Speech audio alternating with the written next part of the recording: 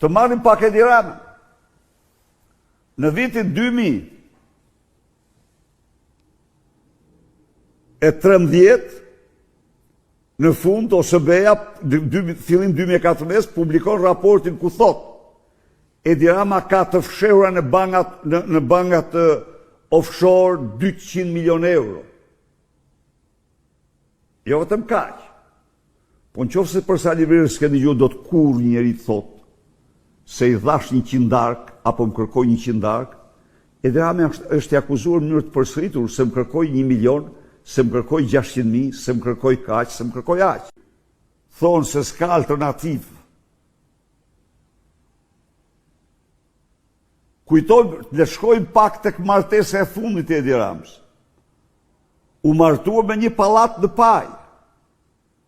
Një pallat i zonjës Rama, për të cilin ajo nuk paraqiti dot asnjë faturë ndërtimore, tatimore, doganore apo bankare. Një pallat sikur mbiu nga katët e nëndheshme gjerë në katin e 5. Dhe kur u pyet me se u ndërtua, është ndërtuar me para gjaku, tha. Kur u pyet Edi për pallatin,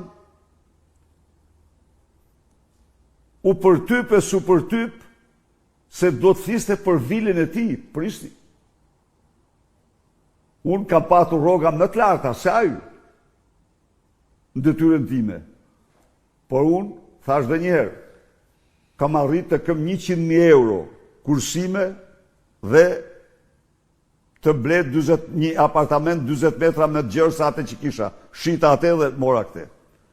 Ai jeton në një saraje 720 metra. Themelet e gjata. Ndërtuar me materiale ultra të kushtueshme. Me xhama super special.